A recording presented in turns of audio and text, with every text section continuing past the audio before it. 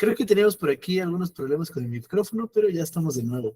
Les estaba comentando que si ustedes pues me escuchaban de manera correcta, solamente pues podrían por ahí comentarme en el chat o abrir su micrófono para decirme que pues me escuchan, ¿vale? Eh, por ahí, si alguien me puede confirmar, estaría perfecto. Eh, por lo pronto les comento acerca del curso. Este curso está dividido en 3 sesiones, me parece. En la primera sesión eh, vamos a revisar algunas generalidades del cáncer y de, pues, algunas características que nos van a ayudar a comprender esa señalización y esa biología molecular del cáncer. Vamos a ver un poco de las generalidades y cómo está el panorama en América Latina un poquito, pero nos vamos a centrar en México. Esto es porque, pues, para dar un mensaje concreto, ¿no?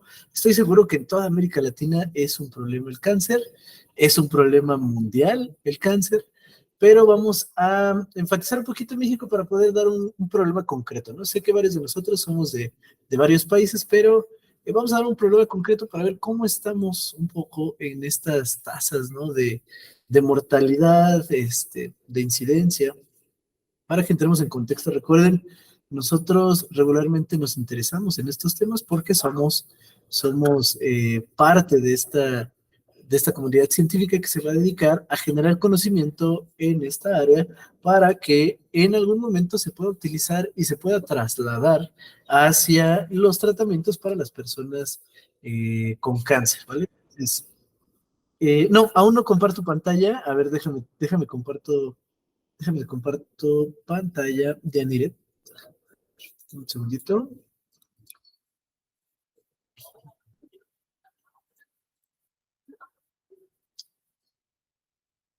Listo, ahí está. Ya la pueden observar, nada más también confírmenme, por favor. ¿Me escuchas, verdad, Yaniret? Y súper, súper, muy bien. Entonces, les sigo comentando, vamos a ver esta parte, ¿no? En este primer par de horas. En la segunda sesión vamos a ver, súper. En la segunda sesión vamos a ver qué pasa en una célula normal en cuanto a la señalización, es decir, cuáles son las características de una célula normal en cuanto a esa comunicación intracelular por parte de las proteínas, ¿no? Recordemos que esta parte de señalización eh, es importante, ¿no? Recalcar que se da a través de la interacción de proteínas, entonces, o de algunas otras moléculas como segundos mensajeros u hormonas. Y bueno, ¿qué pasa en una célula normal? Es lo que vamos a ver. Y en la tercera sesión vamos a ver cómo es que se desregulan estas vías en una célula normal, ¿sí? Entonces, digamos que la primera sesión es de generalidades de cáncer, qué proteínas están involucradas en estos procesos. Segunda sesión va a ser qué pasa en una célula normal y tercera sesión va a ser qué pasa en una célula con cáncer, ¿no? ¿Qué partes se desregulan, cómo se desregulan, cómo actúan? Y en eso nos vamos a basar, ¿vale? Entonces, hablando del cáncer, podemos decir que el cáncer es pues es un conjunto de enfermedades caracterizadas por una desregulación en el ciclo celular, ¿sí? Como todos sabemos, ¿no?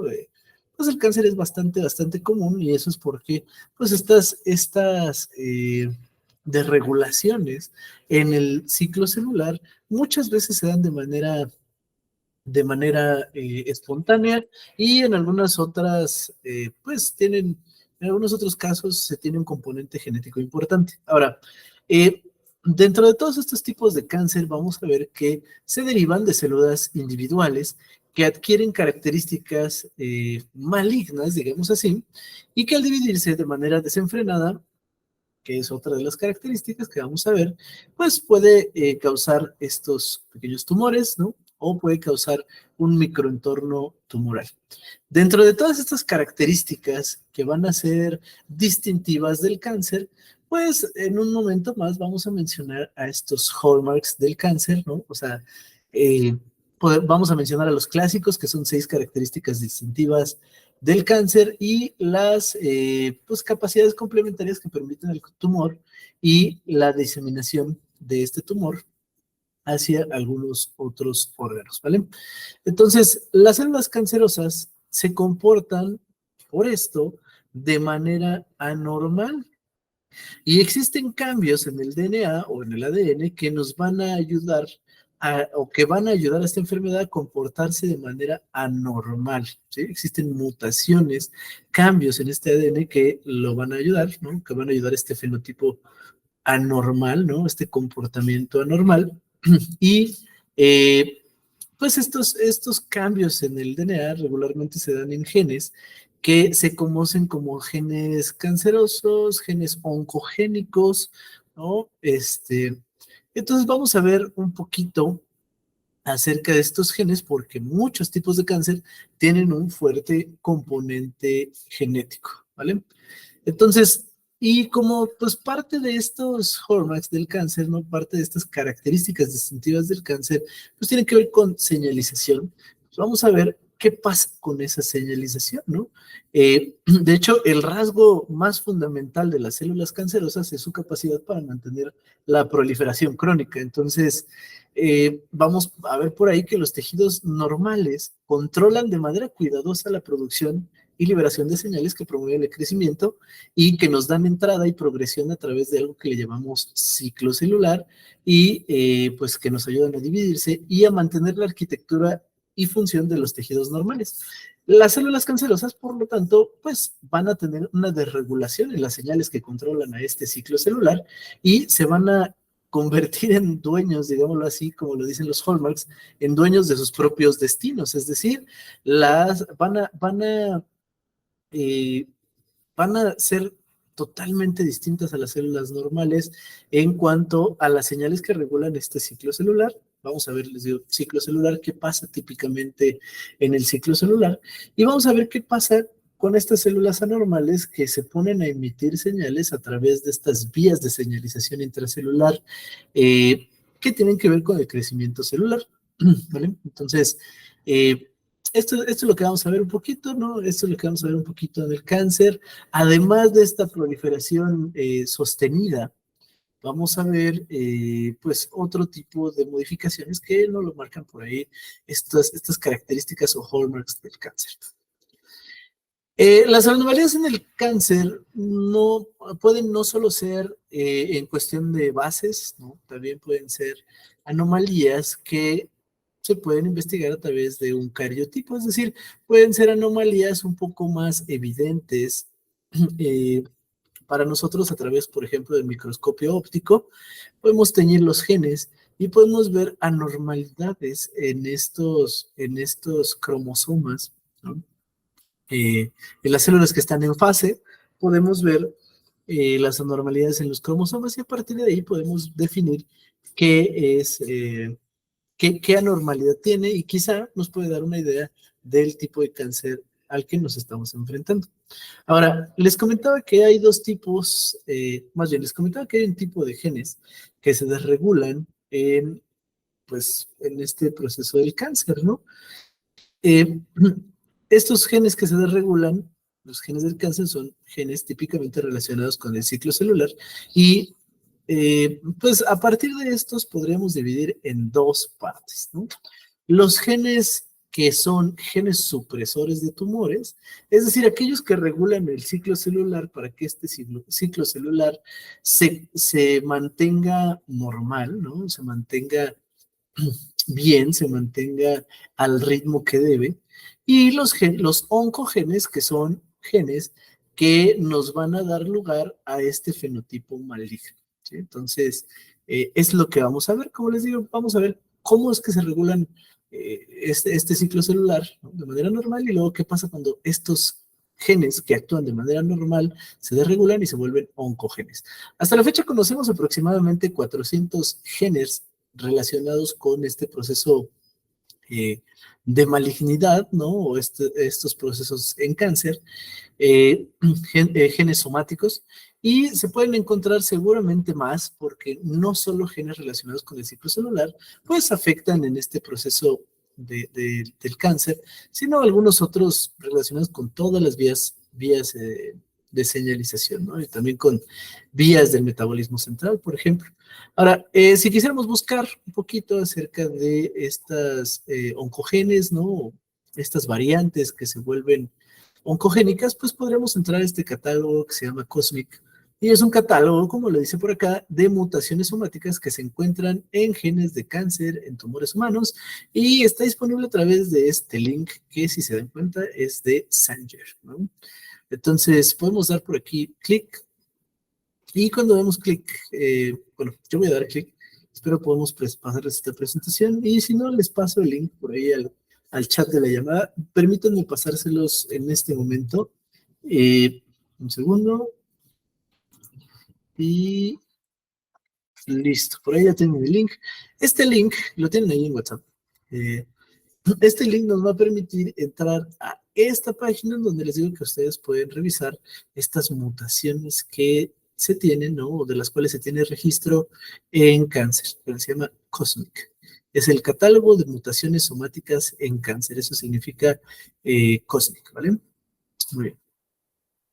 Entonces, y fíjense que esto es importante, ¿no? Saber cuántos genes, porque además de esa cantidad de genes, o sea, 400 genes en el cáncer, recuerden que el ser humano utiliza o tiene activos más o menos unos 24 o 25 mil genes. Entonces, de esos 400 podrían estar involucrados con cáncer, o se sabe que están involucrados con cáncer, y además la definición clásica de gen es un fragmento de DNA que codifica para una proteína. Pero ahora sabemos que esta definición clásica se puede modificar un poquito y ahora más bien se ha modificado, ¿no? Por el conocimiento que se ha generado a través de los años y ahora cada gen puede dar lugar a más de una proteína, eso es lo que sabemos, ¿no? Ahora tenemos variantes, pequeñas isoformas que se pueden generar a partir de una sola secuencia, ¿no? Varias proteínas a partir de una sola secuencia, y esto a partir de procesos como del splicing. Ok, entonces tenemos por ahí a estos genes supresores de tumores, y estos genes supresores de tumores regularmente o normalmente funcionan previniendo la división celular acelerada. En el ciclo celular, como ya lo veremos un poquito más adelante en la siguiente sesión, el ciclo celular es este camino que tiene que seguir la célula para llegar a dividirse, ¿no? Entonces, acuérdense, el cáncer es este conjunto de enfermedades que tienen una desregulación en el ciclo celular, es decir, se desregula la manera en la que se dividen. Y se dividen, cuando ya hay cáncer, de una manera exacerbada, ¿no? Una proliferación sostenida, le llaman por ahí. Entonces, este ciclo es el ciclo celular, ¿no? Por aquí tenemos una fase del ciclo celular donde cada célula se empieza a preparar para dividir su material genético. Esto se llama G1. Seguramente lo han visto por ahí en sus clases de biología molecular. Sé que hay formaciones de todos los tipos y de distintos niveles, ¿no? O sea, sé que hay gente de licenciatura, doctorado, maestría, investigadores, etcétera, pero vamos a empezar desde lo básico, ¿no? Entonces, tenemos aquí G1, donde la célula se prepara para ir hacia la fase de síntesis del DNA. Esa fase se llama fase S, entonces la célula se prepara, un montón de por ahí de transcripción, de traducción de algunas células involucradas en el proceso de la división celular, ¿no? Y esto es, en esta primera fase, involucradas en el proceso de la replicación. Entonces llega en fase S la replicación, y después de esta replicación del DNA, se pasa a la fase G2, donde ya la célula se comienza a preparar para la división física de la célula, ¿no? Es decir, cuando ya se separa en dos la célula madre, ¿no? La célula que le da origen, y este proceso se puede dar por mitosis o meiosis, ¿no? Le llamamos fase M. En este caso, en este esquema, tenemos a la mitosis. Entonces, digamos que la célula comienza en G1, después va a S, después a G2 y luego a M. En cada uno de estos pasos, la célula tiene puntos de control bien estructurados que nos van a dejar o no seguir el ciclo celular si es que no hay algún inconveniente. Es decir, si la célula sensa que el estado nutricional es óptimo, se sigue el ciclo celular. Si no hay daño al DNA, se sigue el ciclo celular. Si las condiciones son adecuadas, se sigue el ciclo celular, y esto tiene que ver con toda un grupo o una serie de señalizaciones dentro de la célula, es decir, la célula se comunica en su interior para dar paso a este fenómeno de la división celular. Entonces, genes que procuran que todo esto se lleve de manera normal son esos genes supresores de tumores, ¿no? Hay muchos famosos, por ahí tenemos, por ejemplo, a P53, ¿no? Que todo el mundo lo conoce o a todo el mundo nos enseñan, ese es uno. Ahora, existen otros que se llaman oncogenes que regularmente funcionan para promover el ciclo celular o división celular de manera controlada. Es decir, existen dentro de este ciclo celular, pues, algunas señales que seguramente nos van a ayudar a promover el ciclo. ¿Por qué? Porque las células, pues, regularmente se necesitan dividir, regularmente necesitamos ir, eh, regularmente necesitamos ir um, necesitamos hacer un recambio de las células, ¿no? Entonces, pues ahí el ciclo celular tiene que promoverse, entonces existen proteínas, existen toda una serie de señalización intracelular que nos dice promueve el ciclo, pero estas células que promueven, perdón, estas proteínas que promueven el ciclo, a veces se pueden descontrolar, pueden sufrir mutaciones, pueden sufrir modificaciones que van a hacer que este ciclo siempre esté activo, ¿sí? O que esté activo en ciertas partes donde regularmente no tiene que estarlo, ¿sí? Entonces, estos oncogenes, entonces, normalmente funcionan para promover el crecimiento de manera controlada, pero llega un punto donde se descontrola, ¿sí?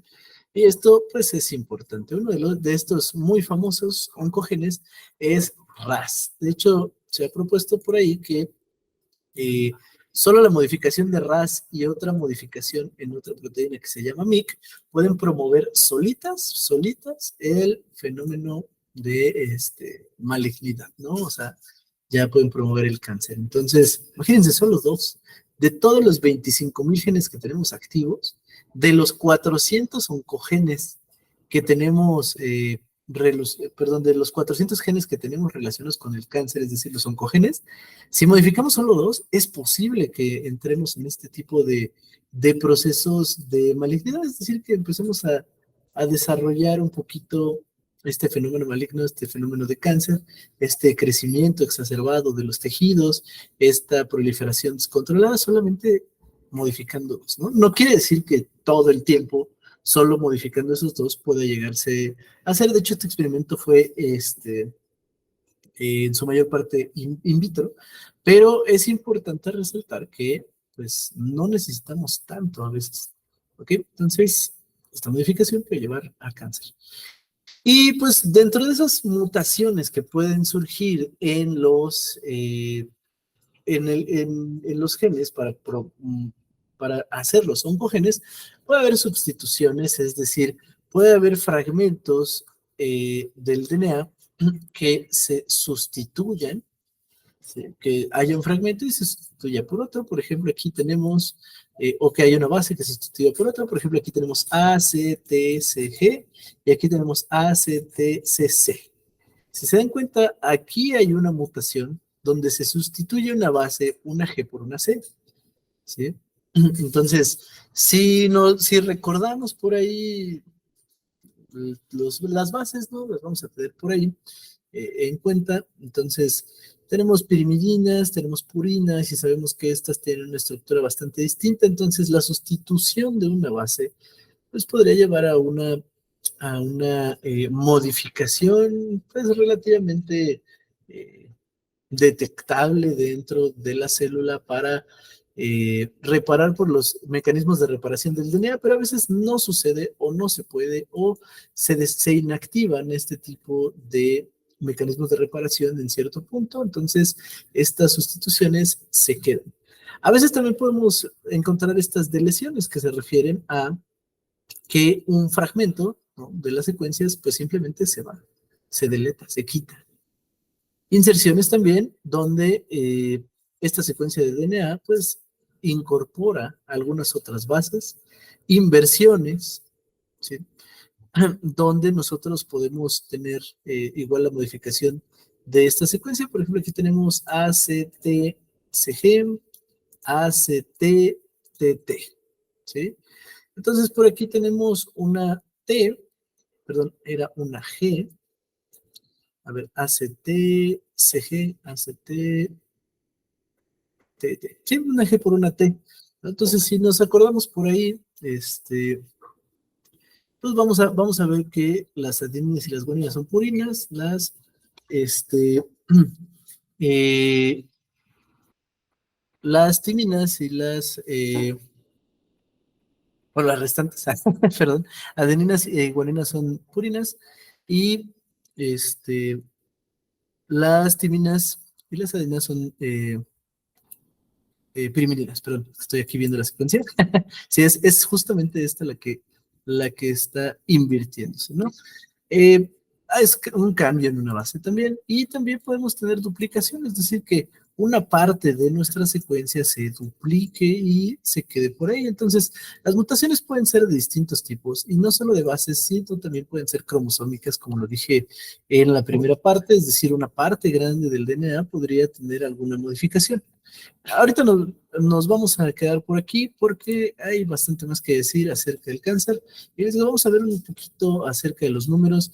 El cáncer en el mundo es un gran problema. De hecho, hay 18.1 millones de nuevos casos de cáncer en el mundo. Entonces, sé que la población a nivel mundial es inmensa, pero una enfermedad que tiene 18.1 millones de casos nuevos por año es importante porque la mortalidad está por ahí de los 9.6 millones de muertes, ¿sí? Entonces, una enfermedad que tiene 18.2 millones de casos nuevos, tiene 9.6 millones de muertes por cáncer. Y eso pues, es relativamente eh, fácil de pensar si pensamos en que no todos los casos de cáncer acaban en una muerte, pero sí se van acumulando y algunos de ellos pueden ir pereciendo a lo largo del tiempo, ¿no? Entonces, 9.6 millones de muertes por cáncer es un problema a nivel mundial.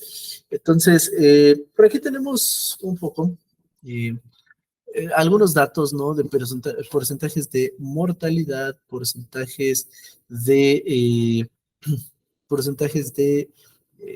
por aquí tenemos eh, de mortalidad en distintos tipos de cáncer. Entonces, México vendría más o menos, si nos fijamos solo en los países de América Latina, México tendría por ahí el tercer lugar, ¿no?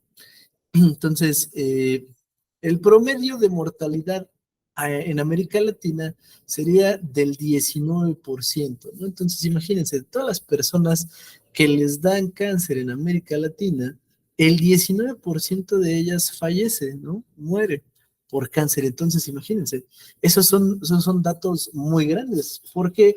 Porque existen enfermedades que tienen un porcentaje de mortalidad bajísimo. Por ejemplo, las enfermedades comunes, ¿no? La gripa, este, no sé, las enfermedades entéricas, ¿no? Son enfermedades comunes y la enfermedad del cáncer, ¿no? O este conjunto de enfermedades de cáncer, pues son también bastante comunes, ¿no? Estoy casi seguro que todos conocemos a una persona que tiene cáncer o que tuvo cáncer, ¿no? En alguna familia. Entonces, es bastante común e imagínense, el promedio en América Latina es el 19% de mortalidad. En México estamos por ahí del 14% de mortalidad. Entonces, el 14% de las personas que tienen cáncer mueren.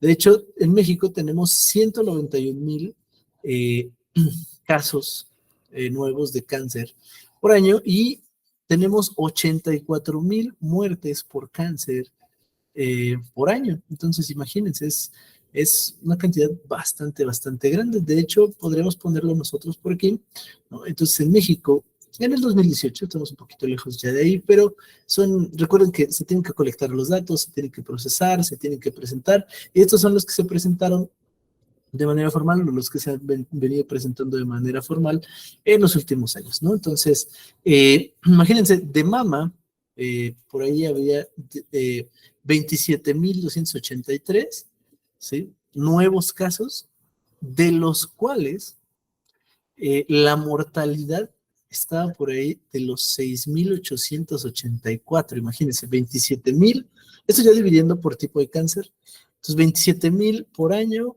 y de los cuales 6.884 fallecían de este tipo de cáncer, ¿no?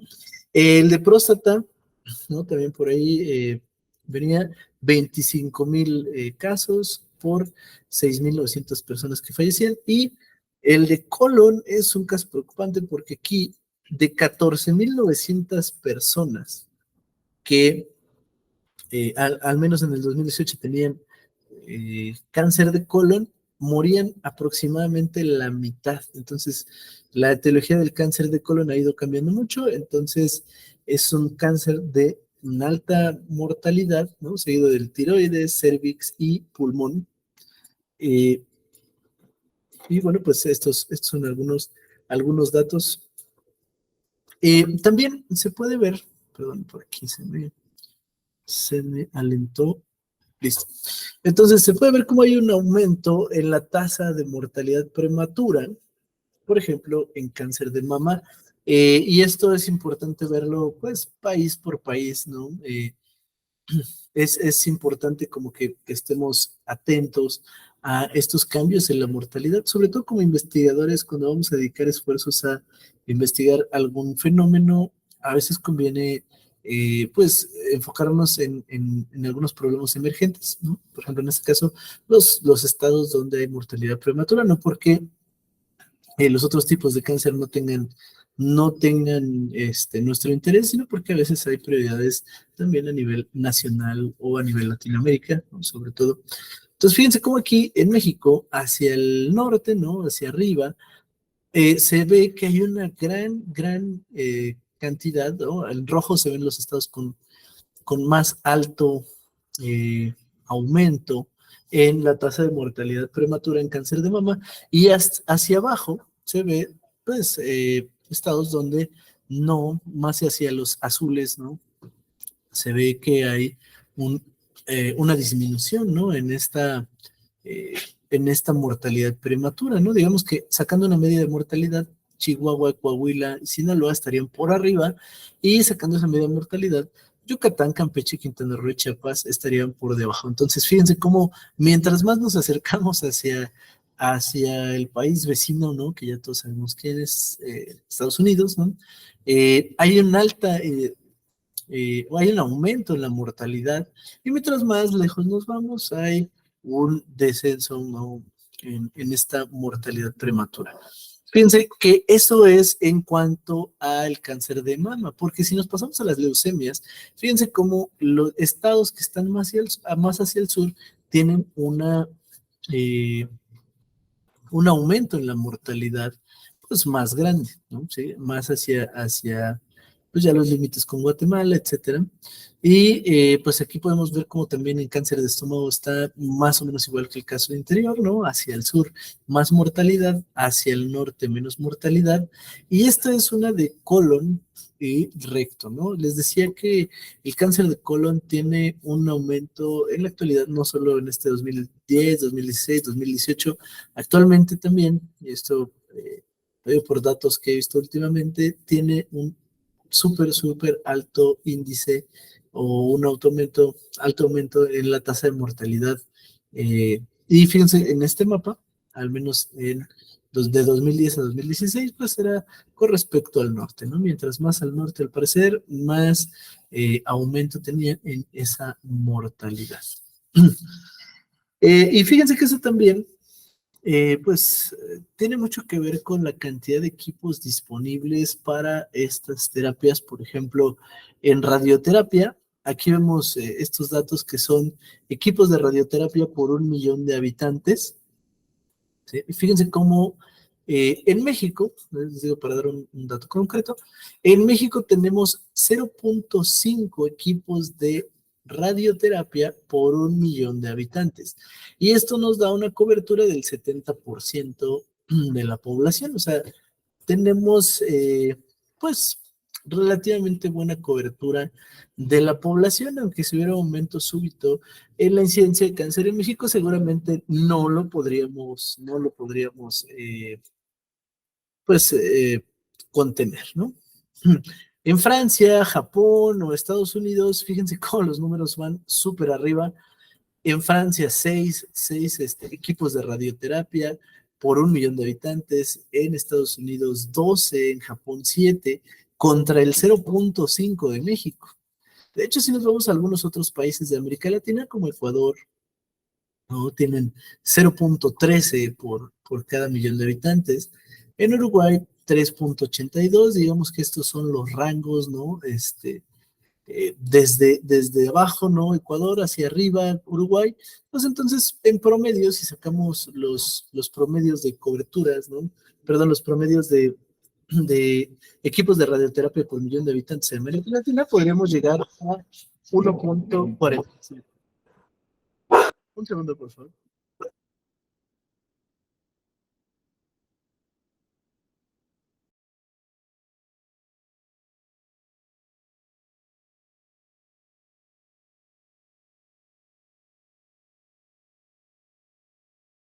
Listo, perdón. Entonces, hablábamos de este promedio, ¿no? Entonces, fíjense, en promedio tenemos 1.45, o sea, la cobertura promedio de todos los países de Latinoamérica estaría por ahí del 74%, ¿no? Aunque habría países que sí tienen, pues, gran capacidad o gran cobertura en equipos, por ejemplo, de radioterapia. Entonces, 112%, y ese 112% seguramente tendría, pues, bastante buena cobertura, así como Francia, Japón, que tienen el 108%, y en Estados Unidos pues están sobrados, ¿no? Y sabemos que el fenómeno de la salud en Estados Unidos es un poco distinto pues en cuestión monetaria, ¿no? Y en muchos o en varios de los países de aquí de América Latina, los servicios pueden ser gratuitos. En Estados Unidos muchos de estos servicios son privados, por lo tanto, pues quizá eso es como parte de por qué hay muchos equipos de radioterapia, porque hay muchos servicios privados que te pueden brindar eh, esta atención. Entonces, pues ahí estamos. Y ya entrando un poquito a estas características del cáncer, les digo, eso eran como datos nada más para ver que, pues que somos humanos y estamos inversos en este problema y que investigamos solo, bueno, investigamos estas cosas para entrar a tratar de aportar nuestro granito de arena a este problema tan grande. Pues vamos a entrar ya a las características del cáncer, ¿vale? Entonces, dentro del cáncer, ¿no? Se han propuesto estos hallmarks del cáncer, ¿no? Características que son eh, distintivas del cáncer. Entonces, el primer artículo de Hallmarks of Cancer, ¿no? Va por ahí de los 2000, me parece, entonces, 2004 o algo así. Entonces, y pues nos habla de algunas características distintivas del cáncer, ¿no? Claramente, pues no han cambiado mucho, aunque así ha habido algunas propuestas eh, de estos hallmarks del cáncer, ¿no? Aquí, de hecho, si se dan cuenta aquí, los autores de estos hallmarks son Douglas Hanahan y Robert Weinberg, ¿no? Y se propone después otro conjunto un poquito más trabajado, ¿no? De características que hacen comunes a los tipos de cáncer, y también lo propone Douglas Hanahan y Robert Weinberg, ¿sí? Entonces, esto es importante porque, pues, o muchos de nosotros tomamos esto como una referencia, eh, pues, de las características del cáncer, y a partir de ahí comenzamos nuestras investigaciones, ¿no? O a partir de ahí justificamos un poco nuestras investigaciones. Ha habido otros intentos, ¿no? Digo, esto surgió como por el 2004, el primero, me recuerdo, algo así. Después vino en el 2011, ¿no? En la revista Cell, y les digo, ha habido algunos intentos de retomar estas características eh, del cáncer y revisarlas, ¿no?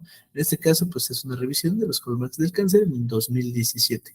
Ha habido otras propuestas de estas características y, por ejemplo, estos los hallmarks sistémicos, perdón, del cáncer, esto por parte de Dorpol, de Cornell Medicine, ¿no? La Facultad de Medicina de Cornell University en New York. Entonces, pues es importante que lo revisemos, ¿no? Que todos estos les recomiendo, o se los recomiendo mucho como una referencia, sobre todo si quieren entrar a esta parte de señalización.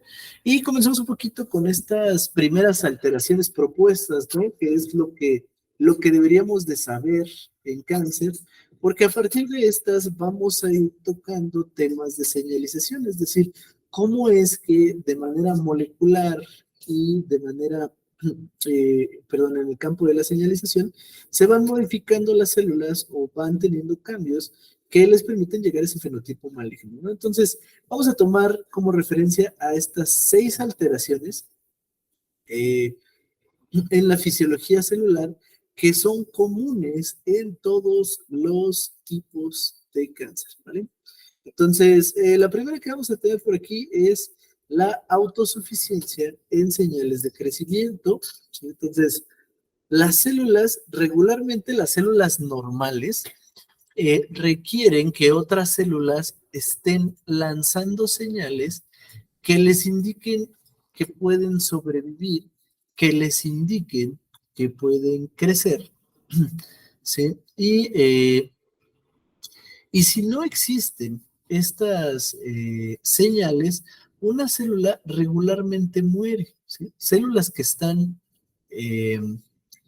que están aisladas regularmente mueren. Entonces, pues era lo que les decía, ¿no? Que puede decirse que una de las características fundamentales de las células cancerosas es su capacidad para mantener esa proliferación sostenida, ¿sí? Las células cancerosas regularmente desregulan estas señales y pues ellos se autoseñalizan, es decir, se autodan señales a través de factores de crecimiento y promueven su propio crecimiento, ¿no? Promueven la propia estimulación de algunos receptores, como los receptores de tirosina sinasa, y eso hace que las células puedan crecer y que puedan seguir en eso, ¿no? Vamos a ver, ¿no? Vamos a ver un poquito más adelante cómo estas células pueden producir los mismos factores de crecimiento y pueden responder a los mismos factores de crecimiento que ellas mismas mandan. Es decir, tenemos aquí un tipo de señalización autócrina, ¿sí?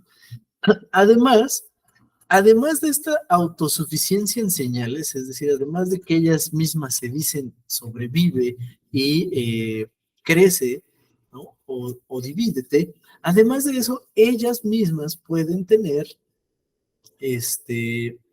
ellas mismas pueden señalizar o pueden indicarle a las células que las rodean, eh, a las células normales, dentro del estroma donde están, o sea, hablamos del estroma como pues ese tejido que, ¿no? que circunda a estas células que están teniendo cambios en el ciclo celular, entonces, o que le sirven como de soporte a este tumor en crecimiento, pues ellas pueden señalizar a las células eh, que que las están sosteniendo, ¿no? Al estroma y les pueden lanzar factores e irlas haciendo también malignas, ¿no?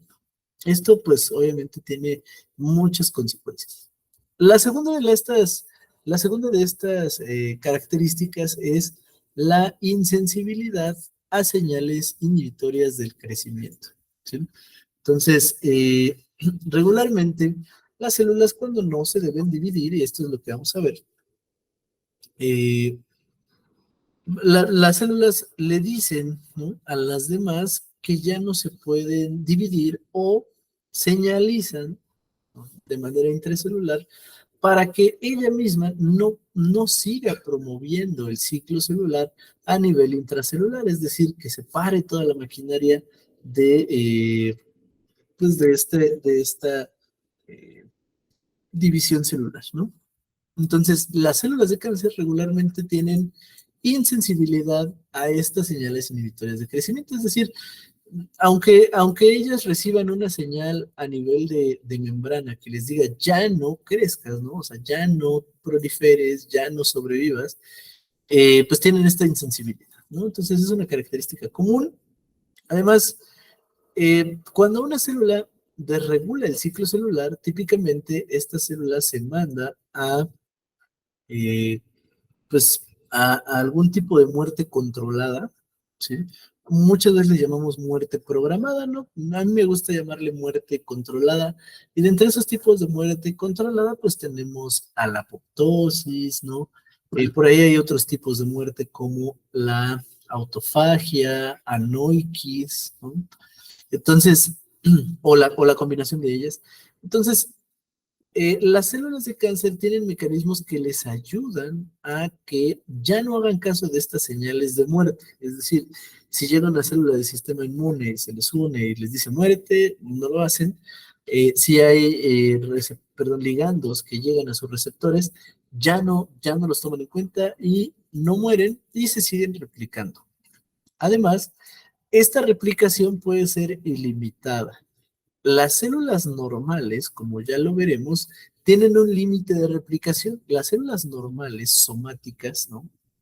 Regularmente podrían dividirse hasta 50 veces, ¿no? O en promedio 50 veces las células eucariotas, ¿no? Humanas. 50 veces.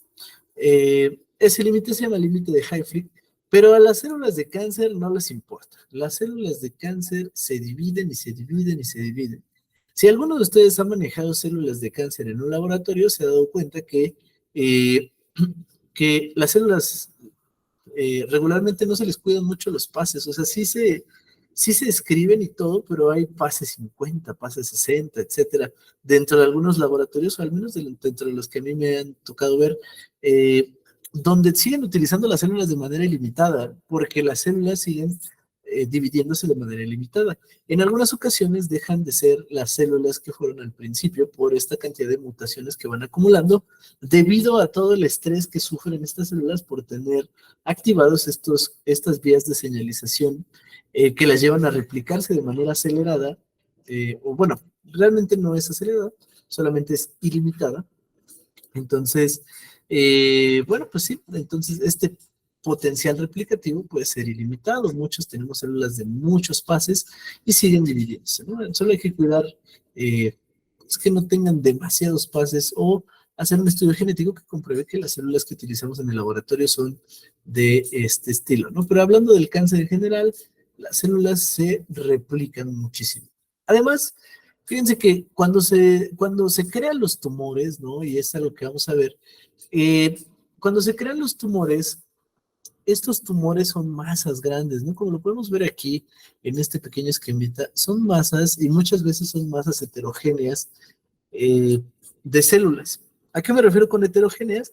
Pues son masas de distintas estirpes celulares en un solo lugar. Pero hay una característica de los tumores, como no nacen como los tejidos, solamente nacen a través de la replicación o duplicación exacerbada de las células. Como eso pasa, regularmente no tienen un sistema vascular, no tienen por ahí ningunos capilares, ningunas venas, arterias, como lo tienen los tejidos normales, ¿no? O como se, se tiene en pues, todas las partes del cuerpo, no lo tienen, ellos no tienen estos vasos sanguíneos, entonces que les puedan proveer de oxígeno a las células que quedan hasta el centro de estos tejidos nuevos. Por lo tanto, en un tumor, como en esta bolita de aquí, se necesita un proceso de angiogénesis, es decir, un proceso donde se creen nuevos vasos sanguíneos al interior y que puedan irrigar a este nuevo tejido para que pueda tener oxígeno, ¿no? Entonces, la angiogénesis es un fenómeno también que es propio de las células de cáncer, sobre todo les digo cuando ya estamos en o cuando ya está ese crecimiento, ¿no? Formando tumor, sobre todo los tumores sólidos. Y bueno, entonces ese es otro de los puntos que vamos a tomar, ¿no? La invasión y metástasis es igual uno de los puntos comunes, porque cuando los tumores ya proliferan, crecen, empiezan a invadir ganglios periféricos, empiezan a invadir tejidos circundantes y después de esta invasión de esos tejidos circundantes a veces pueden llegar a órganos distantes y es algo que le llamamos metástasis, ¿sí? Las metástasis, pues nosotros las vemos como esa invasión a órganos distantes, esa diseminación del cáncer a otro tipo de tejidos, ¿no? Existen algunos casos clásicos, por ejemplo, en el cáncer de mama, es muy común que esta metástasis sea hacia ovario, por ejemplo, hacia huesos, el cáncer de próstata también es común que sea hacia huesos, ¿no? Entonces, esta metástasis es común en los tipos de cáncer, ¿no? Vamos a ver que comúnmente cuando una persona enferma de cáncer, si no se trata, si no se cuida, pues va a ir a metástasis este cáncer. Entonces, como les decía, hay una autosuficiencia en señales de crecimiento, ¿sí? Es decir, las mismas células van a generar ligandos propios que van a estar ligados, perdón, que van a estar relacionados con la proliferación celular y el crecimiento de estos tumores. Por ejemplo, hay algunos casos clásicos, ¿sí? de, de, de receptores que van a estar siendo estimulados para el crecimiento de las células de cáncer. Les digo, esto lo vamos a ver más a detalle dentro de la siguiente sesión, pero les voy a explicar un poquito por lo pronto, ¿no? Para que se entienda un poquito mejor. Entonces, en un segundo voy a poner por aquí una diapositiva, ¿no? Perdón, aquí, listo.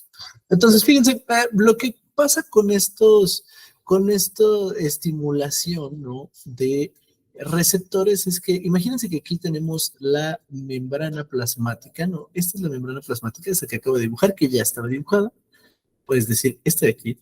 Y esta membrana plasmática, pues, recibe cierta señalización o ciertos estímulos de pues del exterior, ¿no? De otras células. Les digo, las células viven en un contexto celular, viven en un microambiente celular que les dice que se mueran o que sobrevivan, que proliferen. Entonces, cuando tienen que proliferar, cuando pueden proliferar, pues el estímulo extracelular les va a decir eso y muchas veces este estímulo va a venir a través de un ligando, ¿no? Una molécula de señalización regularmente que se moviliza a cortas distancias y que va a llegar a un receptor de membrana. Entonces llega esa molécula al receptor de membrana, que en este caso es la rojita, le vamos a llamar ligando, y este ligando pues se une a las proteínas que son de membrana, ¿no? Receptores de membrana que típicamente atraviesan toda la membrana, entonces tienen una parte extracelular, una parte transmembranal y una parte intracelular, y por eso pueden transducir una señal, es decir, pueden pasar la señal del exterior al interior de la célula. ¿Por qué? Porque, como les digo, atraviesan toda la membrana. Entonces llevan el mensaje desde afuera hacia adentro, transducen esa señal. En esta transducción de señales están implicados muchos receptores muy famosos. Uno de los receptores o un grupo de receptores que son muy comunes en este caso son los tipos de receptores que se llaman RTKs, ¿sí? Si lo ponemos aquí con mayúscula, RTKs. Son receptores de tipo tirosina sinasa, ¿no? Les llamamos RTKs por sus siglas en inglés, ¿no? Pero simplemente significa eso, ¿no? Receptores de tipo tirosina sinasa. Obviamente aquí tiene la K por kinase, pero es receptores de tirosina sinasa. ¿Sí? ¿Por qué se llaman así? Porque, pues como su nombre lo dice, estos en la parte intracelular, cuando reciben el estímulo del ligando, en la parte intracelular, estos pueden fosforilar a otras proteínas en los residuos de tirosina, ¿sí? Es decir, la manera en la que pasan esta, esta señal es fosforilando hacia adentro alguna o al interior de la célula alguna otra proteína que esté asociada. Esto provoca que esta nueva proteína que está activa, pues pueda estimular a otra y esta otra, y al final se llega a proteínas efectoras que tienen que ver ya con procesos celulares como la reorganización del citoesqueleto, la regulación de genes que nos ayudan en el proceso de transducción de proteínas o proteínas que tienen que ver con la regulación de nuestro metabolismo, ¿no? Y así observamos efectos en la célula, ¿no? Ya generales como una alteración en el metabolismo, una alteración en la expresión génica, una alteración en el movimiento, etcétera, ¿no? Entonces, a ver, un segundo, déjenme ver, creo que por aquí alguien está participando. ¿Alguien levantó la mano? Voy a abrir su micrófono sin problema, ¿eh? Me pueden interrumpir en cualquier momento, pero creo que no. No veo ninguna manita levantada por ahí, pero si quieren pueden escribir al chat.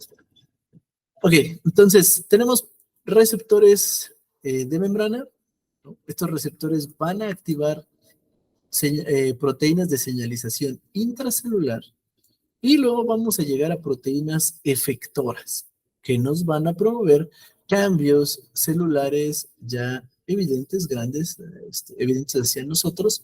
Entonces, así vamos a ver esta señalización. Entonces, dentro de este mundo del cáncer existen señales que nos van a permitir o que le van a permitir a la célula dividirse, proliferar, y muchos de estas señales estimulan receptores que les llamamos receptores de proteínas sinasas o en algunos momentos les podemos llamar mitógenos. ¿Sí? ¿Por qué? Porque promueven la mitosis, promueven la proliferación, promueven también la sobrevivencia celular o promueven la continuación de ese ciclo celular. ¿Sí? Y entonces estos nos dan señales hacia adentro que nos van a hacer sobrevivir. Ok, entonces no solo existen los receptores de tipo tirosina sinasa, también existen los receptores, o dentro de todos los receptores que podemos tener, existen los receptores de tipo GPCRs, ¿no? Que son receptores acoplados a proteínas G. Y así los llamamos porque estos receptores acoplados a proteínas G están en la membrana, ¿no? Si tomamos aquí esta rayita que está aquí, la podemos tomar como la membrana. Entonces, esta es la membrana, ¿no? Las membranas. Y en la membrana tenemos estos receptores que en la misma membrana están asociados a proteínas G. Aquí tiene una proteína G, aquí tiene otra proteína G, etc. Hay muchos tipos de receptores acoplados a proteínas G. Por ejemplo, aquí tenemos los más clásicos, ¿no? Que son los receptores estimulatorios o los receptores inhibitorios, ¿sí? Entonces, receptores que estimulan, receptores que inhiben, que estimulan o inhiben aquí algún proceso, alguna respuesta, ¿sí? Vamos a verlo un poquito mejor. Entonces, imagínense que este de aquí es la membrana celular. Este de aquí es la membrana de una célula. Aquí hay un receptor, que es un receptor acoplado a proteínas G, ¿sí? Este es el receptor, el que estoy señalando, y está acoplado a su proteína G, ¿sí? De hecho, de ahí viene su nombre. Son fáciles de identificar porque tienen 7 pases transmembranales y eso quiere decir que pasan 7 veces a través de la membrana, ¿sí? Eso no lo estamos viendo ahorita porque regularmente eso lo vemos en clases de estructura, ¿no? Pero como es una clase de señalización, los que nos dedicamos a señalización regularmente todo lo vemos en bolitas, ¿no? Para simplificarlo y que estos pasos tan, bueno, estas vías de señalización que tienen tantos pasos no sean tan complicadas, ¿no? Ok, entonces, aquí está el receptor de membrana, está acoplado a su proteína G. En este caso, el receptor es un receptor para estimular, es decir, que esta activaría una vía, estimularía que se prenda una vía. Entonces, imagínense que llega una señal y activa este receptor acoplado a proteínas G. Se llaman proteínas G porque estas proteínas G tienen una actividad GTPasa intrínseca, lo que quiere decir que siempre, siempre están degradando GTP en GDP. ¿Y esto para qué? Pues así se activan. Las proteínas G eh, siempre toman GTP y lo hidrolizan hacia GDP. ¿Sí? Entonces, GTP a GDP. Cuando se activan estas proteínas G, a su vez pueden activar otras proteínas de membrana. ¿Por qué? Porque así es este tipo de señalización. ¿Sí? Está justo estas otras proteínas están en la membrana y aquí tenemos el caso de la adenilatociclasa. La adenilatociclasa, pues a lo que se dedica es a ciclar AMP, ¿no? Bueno, a hacer AMP cíclico porque esto es un indicador muchas veces del estado energético de la célula, entre otras cosas, ¿no? Pero bueno, fíjense, llega la señal, se activa el receptor acoplado a proteínas G, la proteína G también se activa y esto nos promueve que se prenda la adenilatociclasa. Cuando la adenilatociclasa está activa, pues puede a su vez, río abajo, así le vamos a llamar, permítanme explicarlo para que se entienda. Vamos a hacer un pequeño zoom por aquí. Esta es una célula y aquí está el núcleo. Esta va a ser nuestra célula y este es su núcleo, ¿no?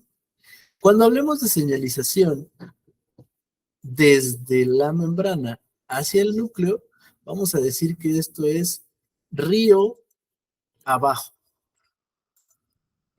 Cuando hablemos de señalización que tiene que ver desde el núcleo hacia la membrana, esto va a ser río arriba, ¿sí? Entonces, así lo vamos a ver. Entonces, ahorita estamos hablando de un tipo de señalización que es río abajo. Es decir, tenemos el receptor de la membrana que está haciendo una señalización hacia el interior de la célula.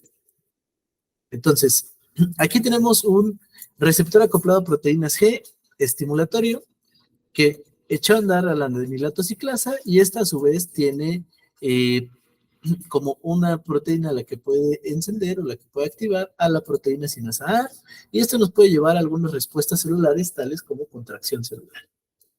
Por otro lado, acá tenemos a un receptor acoplado a proteínas G del tipo inhibitorio.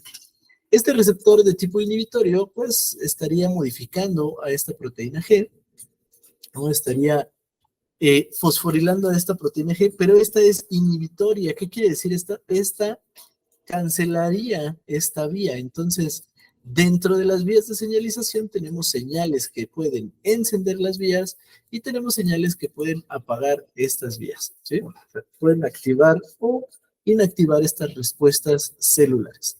Ahora, regresando al tema del cáncer, vamos para allá de nuevo. Tenemos un montón de ligandos, un montón de pequeñas proteínas regularmente de señalización a cortas distancias que pueden activar a estos receptores de tipo tirosina-sinasa, perdón, de tipo tirosina-sinasa o de receptores acoplados a proteínas G. Si se dan cuenta, ahí tenemos un receptor que tiene algunos pases transmembranales. De hecho, está un poquito lejos. Acercarlo. Fíjense, aquí tiene 7 pases transmembranales seguramente. Vamos a contarlos. 1, 2, 3, 4, 5, 6, 7. Entonces, este de aquí es un receptor acoplado a proteínas G. Y estos de acá, así se simbolizan en muchas ocasiones los receptores de tipo tirosina sinasa, es decir, este tipo de receptores que nos pueden ayudar a transducir señales del exterior al interior y que tienen que ver con la proliferación celular. Entonces, tenemos un montón de casos, les digo, hay muchos moléculas de señalización que pueden activar estos, pero dentro de los más comunes, por ahí tenemos a este que se llama PDGF, ¿no? Que es el factor de crecimiento derivado de plaquetas, a TGF-alfa, que es el factor de crecimiento tumoral, a otros, ¿no? Como los factores de crecimiento de fibroblastos, ¿no? Y hay uno muy común, muy común, por ejemplo, en cáncer de mama, que es HER2-Neu, ¿sí?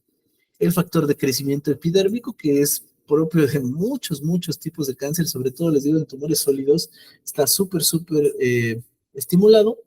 Y pues todavía, aparte de eso, tenemos señales originadas a partir del estroma tumoral, ¿sí? Recordando un poquito acerca de esto, perdón, déjenme les pongo por aquí esta presentación de nuevo. Vamos a recordar un poquito acerca de, eh, perdón, lo pongo por acá, déjenme luego un poquito más arriba. Las células regularmente se comunican con, eh, las células regularmente se comunican con otras células o se comunican con algo que le llamamos matriz extracelular. La matriz extracelular es eh, pues es todo esto que las células secretan, ¿no? Es todo el medio que las células secretan. No quiero entrar como mucho en detalles porque pues, todavía tenemos bastante que decir, pero la matriz extracelular es el medio donde viven las células que es secretado por ellas y hay es una red fibrilar muy grande donde muchas de estas células se apoyan. Los tejidos no podrían estar solo unidos unos con otros porque eso haría que pareciéramos gelatinas, ¿no? O sea, si la piel estuviera directamente unida a nuestro cabello y no tuviéramos huesos, por ejemplo, no podríamos tener cabeza, ¿no? Si no tuviéramos huesos, que es parte de la matriz extracelular, no tendríamos dónde sostener todos los tejidos. La matriz extracelular, por ejemplo, también forma a les digo, los huesos, el cabello, eh, las estructuras estas que nosotros conocemos como, ay, ¿cómo se llaman estas? Ahorita se los nombro, pero hay muchas estructuras, ¿no? Nuestros dientes, todo donde los endotelios, perdón, donde los epitelios están unidos, pues es matriz extracelular, ¿sí? Entonces, eh, los tendones no tienen mucha matriz extracelular. Entonces, imagínense ustedes sin huesos, sin tendones, sin cabello, sin dientes, ¿no? Sin queratina por ahí. Entonces, eso sería muy difícil. Entonces, las células se unen a esta matriz extracelular y lo hacen a través de algunas proteínas como las integrinas, ¿sí? ¿Qué hacen las integrinas? Las integrinas anclan a las células a través del citoesqueleto o a través de ya siendo más específico, anclan a la célula desde el citoesqueleto en los filamentos de actina hacia la matriz extracelular, ¿sí? ¿Y qué son estas integrinas? Son proteínas transmembranales, es decir, son proteínas que atraviesan la membrana. Entonces, en la parte de adentro agarran a los filamentos de actina y en la parte de afuera agarran a la matriz extracelular. Entonces, así mantienen a la célula unida, ¿sí? De hecho, estos se llaman adhesiones focales. ¿Sí? Estas adhesiones que tiene la célula hacia la matriz extracelular. Y vamos a ver que en cáncer esto es bien interesante porque estas adhesiones focales formadas por las integrinas, selectinas, caderinas, entre otras proteínas, van a estarse modificando cuando esta célula se tiene que mover. Recuerden, una de las características que mencionamos hace unos minutos es que estas células tienen que en algún momento migrar, o las células de cáncer en algún momento migran, se mueven e invaden y hacen metástasis. Entonces, ¿cómo se mueven? Bueno, tiene que haber una dinámica muy grande en la célula para que esta célula literalmente ruede sobre ella misma, ¿sí? Si hacemos un pequeño zoom por aquí, déjame hacerlo. Esta es una célula, ¿sí? Y estos pedacitos que están aquí, estos tronquitos, son justamente lo que veíamos por acá, ¿sí? Estas uniones, digamos que a esta célula le estamos haciendo un zoom por aquí para verla, para ver ese pedacito. Entonces, si nos acercamos un poquito a ese pedacito, vamos a notar cómo, pues aquí necesitamos, para que la célula se mueva, para que ruede, se necesita romper las uniones que están al frente y quitar las uniones que están atrás, ¿no? Para que la célula pueda tener un movimiento hacia adelante, por ejemplo, ¿no? Hacia la derecha. Entonces, para que se mueva hacia la derecha, debe romper esta unión y romper esta unión, perdón, debe de romper la unión de atrás y crear una unión adelante, ¿sí? Y hace una unión y se mueve. Y hace otra unión y se mueve. Y debe de estar rompiendo las de aquí atrás para poderse mover cada vez más hacia el frente. Entonces, toda esta dinámica donde la célula va rompiendo sus uniones hacia atrás y va haciendo uniones hacia el frente, pues le va a ayudar a que esta célula vaya rodando, se vaya moviendo y esto tiene, les digo, una consecuencia dentro del cáncer que es la invasión y la metástasis. Entonces, si regresamos por acá, dentro de esta autosuficiencia de señales también tenemos algunas proteínas implicadas en esta adhesión e interacción, que son las integrinas, ¿sí? Entonces, alteramos un montón de vías celulares.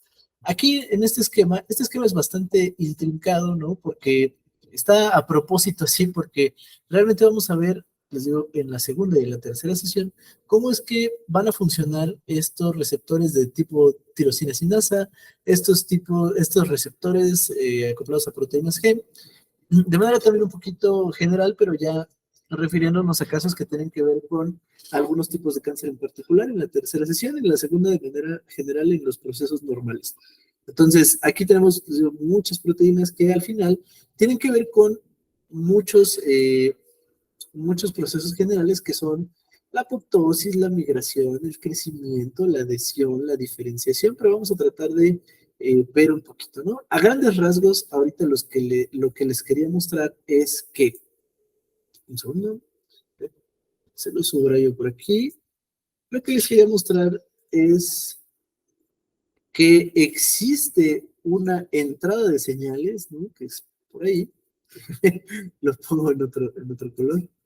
Aquí hay una entrada de alguna señal a través de un receptor de membrana. En segundo lugar, hay un procesamiento de esa señal en la parte intracelular y al final de todo hay una respuesta, ¿no? Entonces lo podemos dividir en tres, tres capas, ¿no? O tres pasos, la entrada de la señal, el procesamiento de la señal y la respuesta celular, ¿sí? Entonces son tres por ahí. Ok, las vamos a estar tratando de ver. Y fíjense que también por ahí les mencioné que las células de cáncer tienen insensibilidad eh, a señales inhibitorias de crecimiento. ¿Qué pasa aquí? En el ciclo celular, que también vamos a revisar un poquito, existen un control por parte de unas proteínas que se llaman CDKs. Se los voy a mostrar rápidamente ahorita. Segundo.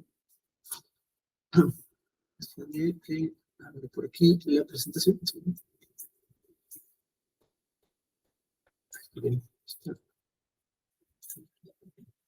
Ahorita se los muestro. En el ciclo celular, ¿no? Dentro del ciclo celular que ya conocemos, existen algunos.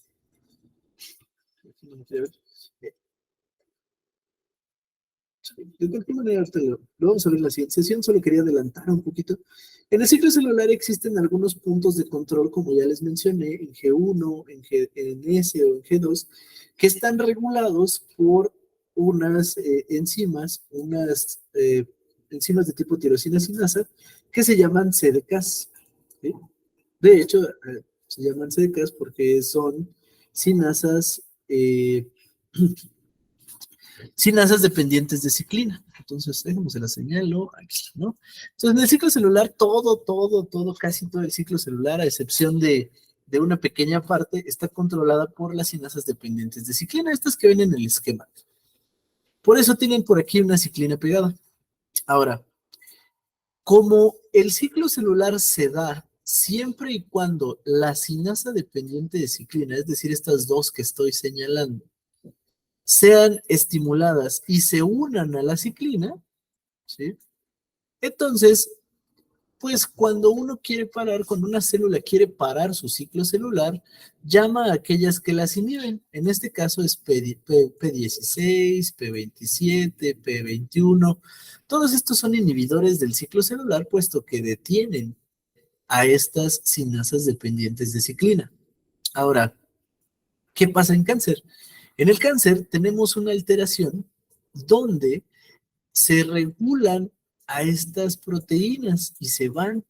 Y si se van estas proteínas, si ya no están activas, si se secuestran, van a estar libres aquellas proteínas o aquellas enzimas que van a dar paso al ciclo celular, que son estas CDKs. Entonces, eso es una parte de lo que pasa en el cáncer, ¿no? Que se inhiben a estos que regulan a las CDKs, por lo tanto, estas quedan libres y el ciclo se continúa.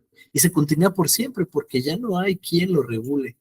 Además, por ahí, dentro de esas vías de señalización que se dan en el cáncer, hay una proteína que se llama proteína del retinoblastoma. Esa está de por aquí. Y la proteína del retinoblastoma regularmente está deteniendo a, por ejemplo, este factor de transcripción que es súper importante para la transcripción general en los eucariontes. Pero en el cáncer este se va. Y si se va, pues este factor de transcripción queda libre y siempre, todo el tiempo, está ayudando a que los procesos transcripcionales se den. Entonces, de manera general, ¿no? Abordando de manera general todo lo que les acabo de decir, en el cáncer siempre están activas las CDKs, o en muchos de los casos están activas, porque se eliminan a quienes lo regulan, y en muchos tipos de cáncer, en muchos, se controla a la proteína RB, por lo tanto, E2F, este factor transcripcional, siempre está activo, entonces las células siempre tienen activo el ciclo y siempre tienen activa la transcripción, por lo tanto, las señales inhibitorias del crecimiento se van, que son estas que estoy tachando por aquí. ¿Sí? Entonces, además de esta proteína RB, ¿no? Que les digo que se va, ya no regula ese factor que queda libre y siempre hay activos procesos transcripcionales. Además de eso, pues hay alteraciones en otros puntos, ¿no? Como esta vía que regula al receptor de factor de crecimiento tumoral, las SMADs, entre otros, ¿no? Ya los veremos un poquito más adelante, pero de manera general así funcionan estas señales inhibitorias o la insensibilidad a señales inhibitorias del crecimiento, ¿no? Quitas a los reguladores del ciclo celular. La evasión a la muerte programada es también uno de los puntos principales, justamente es uno de los puntos principales de pues, todos los tipos de cáncer, ¿no? Todos los tipos de cáncer evitan la muerte celular programada, que les digo, para mí es un tipo de muerte que es tipo de muerte controlada, ¿sí? ¿Qué pasa aquí? ¿Cómo es que se evitan este tipo de muerte? Lo veremos más a detalle porque les digo que este tema en particular es un poquito más complejo, pero hay dos tipos de apoptosis, ¿no? Una que se da a través de mitocondria y una que se va a través de receptor. Cuando una célula se debe morir, se señaliza a través de receptores de membrana, o sea, a través de receptores de muerte, así se les llama. Entonces llega un ligando, ¿no? Llega una molécula del exterior, se pega un receptor y hacia adentro se desencadena toda una serie de eventos que tienen que ver con la muerte celular. En particular, se desencadena toda una serie de eventos que tienen que ver con unas proteínas que se llaman caspasas. Estas proteínas caspasas rompen, ¿sí? Son proteasas, rompen a todo lo que se les cruce enfrente, que son proteínas, ¿sí? Entonces, de esta manera, las caspasas se van eh, encendiendo, ¿sí? A través del receptor, lanza una señal al interior de la célula, en este receptor de muerte, que agrupa caspasas, las enciende y empieza todo este proceso de, pues de ruptura entre ellas y de ruptura de las proteínas de la célula. Esto se hace de manera gradual y va siendo controlado, digamos, por la célula porque se rompe la membrana nuclear, se empiezan a formar una serie de vacuolas, ¿no? que se llaman, bueno, de cuerpos que se llaman cuerpos apoptóticos. Esos cuerpos apoptóticos pueden ser captados por las células inmunes. Pero en general, les digo, así es como se enciende, a través del receptor y las caspasas rompen todo. Ahora, otra forma en la cual se activa la apoptosis es a través de la mitocondria. La mitocondria en algún momento libera citocromo C. Este citocromo C forma una estructura que se llama apoptosoma y ese apoptosoma también activa caspasas y las caspasas rompen todo lo de la célula. Para lograr este tipo de muerte, ¿no?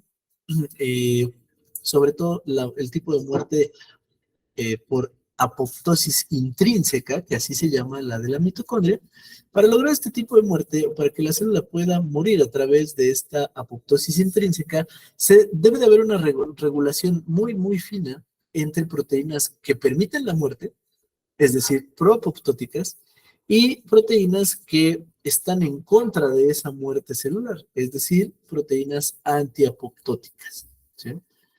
Las proapoptóticas promueven, las antiapoptóticas evitan esa muerte. Entonces, justamente este juego entre proteínas proapoptóticas que van a permitir que se dé este fenómeno de la apoptosis y antiapoptóticas que no permiten que se dé la muerte, pues es lo que en el cáncer está desregulado. Y adivinen qué, las antiapoptóticas salen ganando en cáncer, ¿no? Muchas veces están sobreexpresadas eh, y pues eso permite que eh, controlen a las proapoptóticas, ¿sí? Entonces, ¿por qué? Porque justamente esa es su manera de regularse. Las antiapoptóticas se pegan a las preapoptóticas. Y si tienes más antiapoptóticas activas o expresadas, ¿no? Hay más genes expresados por ahí, hay más proteína sintetizada, pues las antiapoptóticas ganan la batalla y las células de cáncer pues evitan esta parte de la muerte celular programada o controlada, ¿sí? Una de las cosas también que pasa por ahí es que hay un mecanismo por el cual cuando la célula capta que no debe de seguirse duplicando o no debe de seguir proliferando, se activa por ahí un factor de transcripción muy famoso que se llama P53. Pero, ¿qué pasa? En muchos de los tumores, en más del 50% de los tumores sólidos, P53 tiene mutaciones que lo inactivan. Entonces, P53 ya no puede tener este fenómeno de la apoptosis, ¿no? ¿Cómo hace P53 para detener la apoptosis? Bueno, pues, eh, déjenme les muestro por aquí. Lo que hace P53 para detener la proliferación es activar a estos, pero estos ya están inactivos. ¿Sí? En cáncer, los que controlan el ciclo celular ya están inactivos. Entonces, ya no puede controlarlos. Aparte, tiene mutaciones que evitan que cumpla su función. ¿Sí? Entonces, por ahí los tumores, pues, siguen proliferando porque no hay P53, no hay un control del ciclo celular, o sea, no hay un control de las sinasas dependientes de ciclina, y pues eso causa que sigan proliferando. Además, dentro de las vías de señalización que dan lugar a la proliferación y que evitan la apoptosis, pues están unas que están sobre reguladas en el cáncer, que es PI3K, KT, mTOR o PKB. Lo veremos un poco más adelante. Entonces, fíjense, aquí tenemos este límite de Hayflick, el que yo les mencionaba hace unos momentos. Las células regularmente, las células normales, se replican o se duplican hasta unas 50 veces por ahí, ¿sí? Entonces, eso se sabe desde 1961, entonces es de conocimiento general, ¿no? Entonces, ¿por qué? Porque las células eucariontes en cada una de sus replicaciones van perdiendo telómeros, van perdiendo un poquito de las secuencias que se encuentran a los extremos de los cromosomas. En cada replicación se pierden y se pierden y se pierden y se pierden, ¿no? Entonces, digamos que tenemos un esquema como este. Un segundo.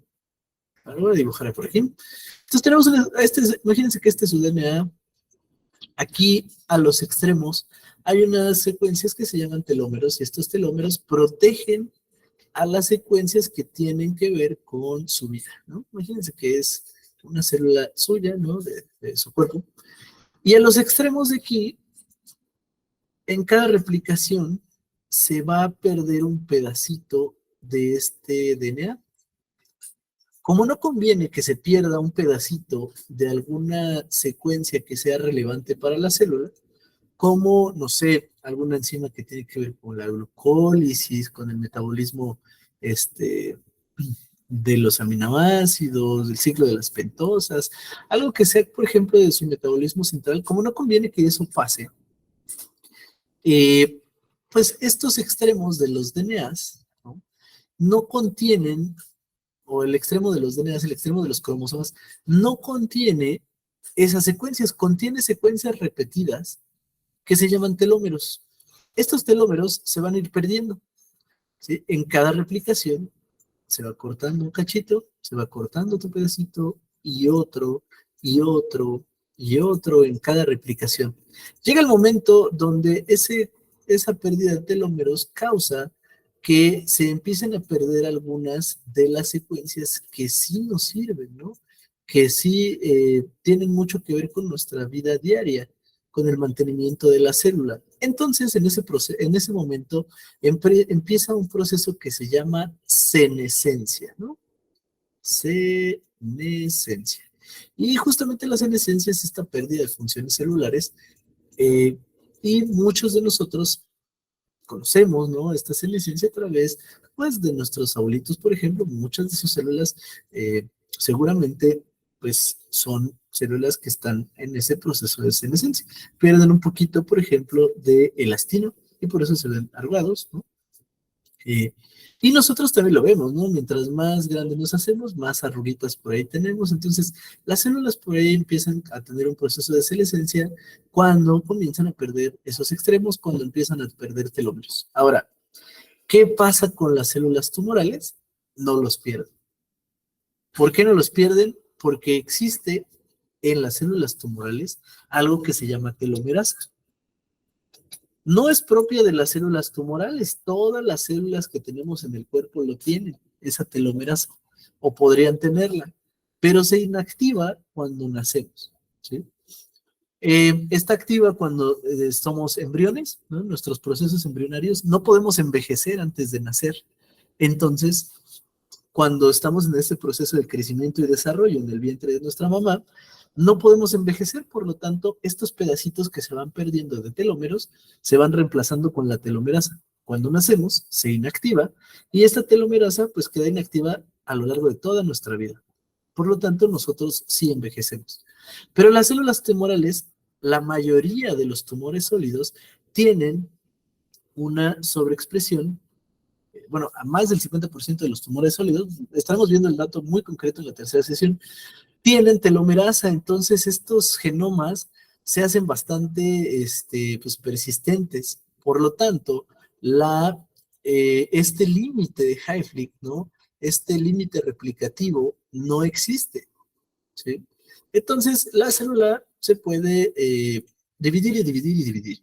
En la imagen que tienen en pantalla hay un gráfico, o tenemos un gráfico, que en el eje de las X tiene el tiempo y en el eje de las Y tiene el número celular. Los órganos, ¿no? Nuestros tejidos, tienen un número celular limitado, puesto que necesitan crear estructuras consistentes, ¿no? Con cierta arquitectura. Pero en algún caso, en el caso del cáncer, en el caso donde las células no tienen control de su crecimiento, bueno, pues esta arquitectura de los tejidos se pierde y si ven por aquí, el número celular aumenta con respecto al tiempo sin ningún problema. En las células normales, bueno, esto lo pueden ver en estas flechitas de por aquí. En las células normales no, en las células normales este potencial replicativo sí es limitado, como se puede ver por aquí. En esta curva asciende y luego se mantiene, ¿sí? Entonces quiere decir que algunas células entran en este proceso de senescencia con respecto al tiempo y el número celular ya no crece. Entonces podemos tener este fenotipo inmortal adquirido durante la progresión tumoral, y tenemos también, pues, esta cero pérdida de tumores, porque en los tipos de cáncer hay telómeras, ¿no? Uno de los puntos adicionales que les mencionaba, bueno, en esta parte del potencial replicativo ilimitado, pues están muy relacionados esta vía de proliferación PI3K, AKT, mTOR, ¿no? En este caso mencionamos por aquí AKT-PKB, ¿no? Nada más. AKT y PKB es un sinónimo, pero PI3K, AKT, mTOR es una de las vías de proliferación que tienen que ver con este potencial replicativo ilimitado. Les digo, lo estaremos viendo de manera ya detallada en la segunda y la tercera sesión. Y también por ahí les mencionaba al proceso de angiogénesis mantenida. En este proceso de hiperplasia e hipertrofia, es decir, cuando las células crecen de manera ilimitada y además crecen mucho, ¿no? O sea, ser muy gorditas también, hacen que los tejidos crezcan mucho. Estos tejidos nuevos están limitados bastante por la cantidad de oxígeno que reciben las células al centro del tumor. ¿Sí? Esta falta de oxígeno al centro del tumor promueve la expresión de genes que tienen que ver con el metabolismo anaeróbico, y algunos de esos genes que tienen que ver con el metabolismo anaeróbico, como el factor inducible por hipoxia que vemos por aquí, que se llama HIF, pues se ve sobreexpresado en estos procesos. ¿Sí? HIF es un potenciador también del fenotipo maligno, y además es un potenciador de la expresión, es un factor de transcripción. Entonces promueve la transcripción de algo que se llama factor de crecimiento del endotelio vascular, ¿sí? O VGF o PGF le llaman por ahí. Entonces VGF, factor de crecimiento del endotelio vascular, o Vascular Endothelial Growth Factor, pues promueve que se generen nueva vascularización en ese tejido nuevo de ese tumor sólido, ¿sí? Entonces, se empiezan a generar pequeños vasos sanguíneos que van a tratar de irrigar a esa zona central de los tumores que está bajo cantidades de oxígeno muy bajas, ¿no? Cantidades de oxígeno por debajo del 28, 2%, y abajo del 2%, pues este HIP ya está expresado de manera predominante. Entonces, ¿qué pasa? Pues, como les digo, este VEGF es uno de los principales implicados en la generación de estos nuevos vasos sanguíneos, además de este factor de crecimiento de fibroblastos. El factor de crecimiento de fibroblastos, además, nos va a promover que se activen algunos fibroblastos en un proceso, o que se activen y que se promueva el crecimiento de esta estirpe celular, y nos genera un fenómeno que se llama epiteliomesénquima, donde las células epiteliales tienen un cambio hacia mesenquimales, y esto, pues, es todavía peor para nosotros, mejor para los tumores, ¿no?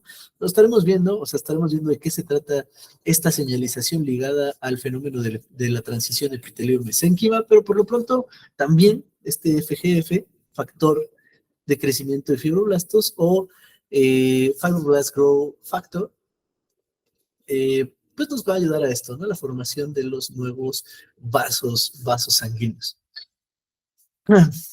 Como les dije, pues muchos de estos tumores señalizan a las células que los circundan, ¿no? O al microambiente tumoral, o las células que están al lado de este pequeño tumor, y muchas veces no solo son células, sino que también es parte de su contexto la matriz extracelular. Por lo tanto hay modificaciones en las integrinas y además en proteasas extracelulares, o eh, metaloproteínas. Las vamos a ver también un poquito más adelante, ¿vale? Pero por lo pronto, la angiogénesis va a estar dada por algunas cosas como el factor de crecimiento epidérmico, perdón, factor de crecimiento endotelio vascular y el factor de crecimiento de fibroblastos.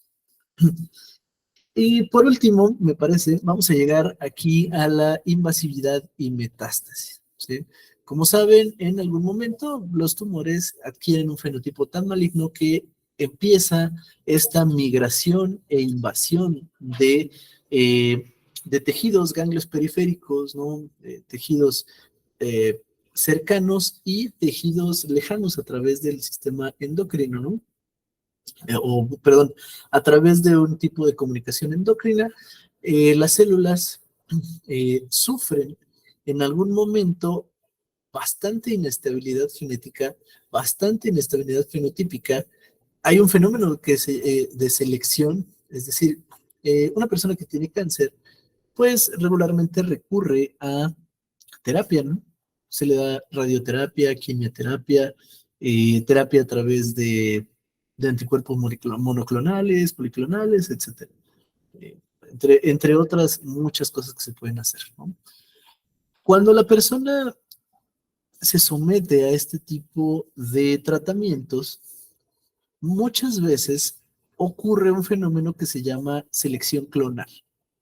Es decir, se mueren todas las células del tumor que eran o que son resistentes, perdón, que son propensas, ¿no? A morirse con ese tratamiento, es decir, que se pueden morir con la radioterapia, con la quimioterapia, y sobreviven aquellas que son resistentes. Y estas que son resistentes, pues se multiplican y entonces vamos generando un fenotipo más severo. No pasa de manera tan rápida, es decir, cuando una persona está eh, o tiene un cuadro de cáncer, ¿no?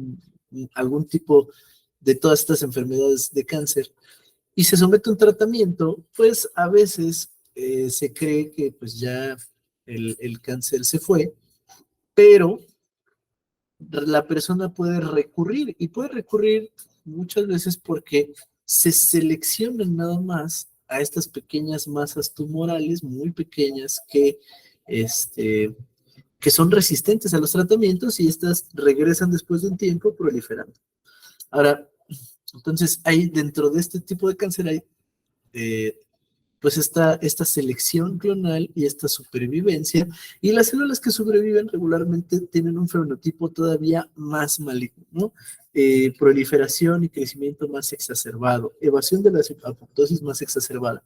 Y este tipo de células regularmente tienen también un fenotipo que va a permitir o que les confiere la posibilidad de invadir y hacer metástasis.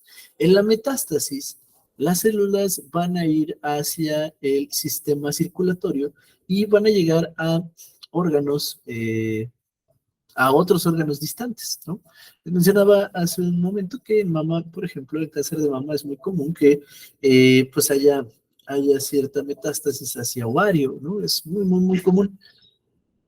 Pero pues cada uno de los tipos de cáncer van a tener su propio camino, ¿no? O su propio órgano eh, blanco, ¿no? Por ejemplo. Entonces, esa desdiferenciación de los fibroblastos que les mencionaba también hace un momento, que forman parte de la masa circundante al tumor, va a promover mucho que las células de cáncer puedan infiltrarse en otros tejidos y que puedan tener esta invasión y esta metástasis. Esa diferenciación de los fibroblastos hacia células mesenquimales, pues va a estar muy manejada por algunas vías, sobre todo la del factor de crecimiento tumoral, beta o TGF-beta, la sinasa de PI3 o PI3K, la sinasa de proteínas MAP o MAP sinasa, y por ahí las pérdidas de algunas proteínas que se dedican a la unión célula-célula, ¿sí? Entonces, ¿por qué? Pues la célula se debe desprender de las células que la circundan para poder moverse. Entonces, eso indica una reorganización del citoesqueleto.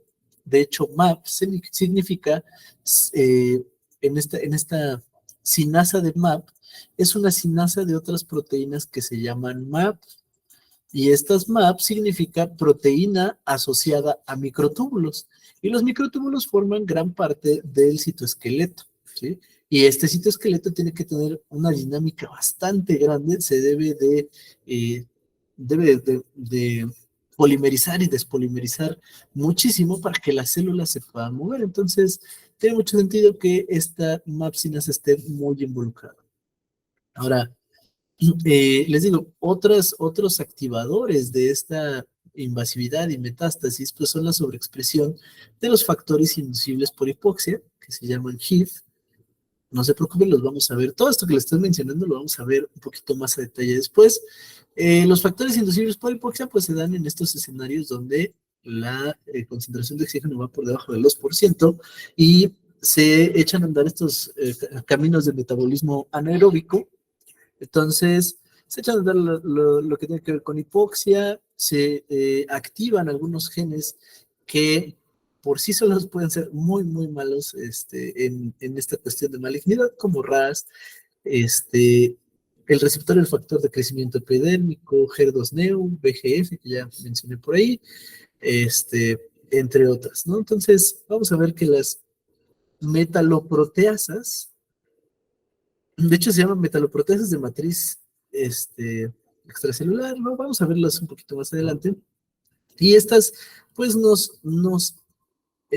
bueno, lo que sabemos de ellas es que pueden modificar esta matriz extracelular, ¿sí?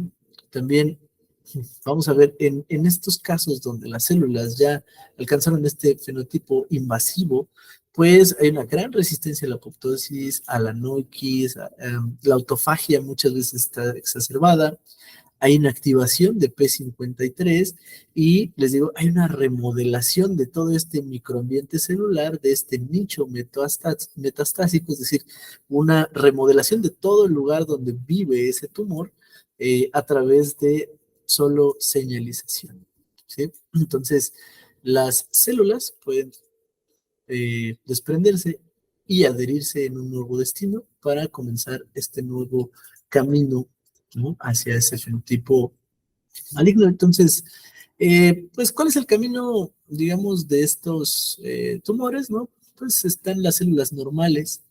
Después se generan algunos cambios que promueven que estas células comiencen a dividirse con una tasa un poco más grande.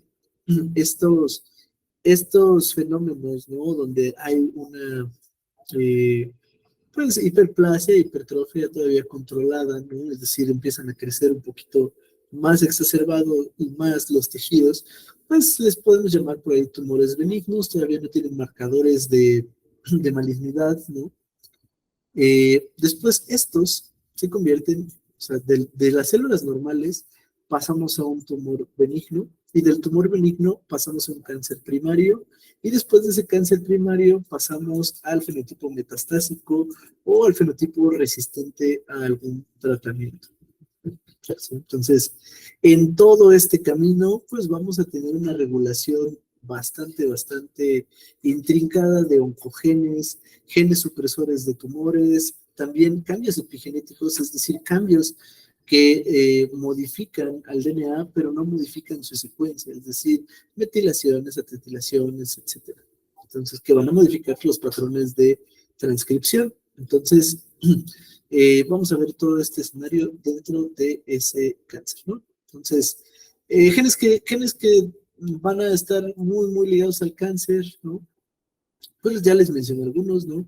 Está el factor de crecimiento epidérmico, el factor de crecimiento de hepatocitos, ¿no? Entre muchos otros que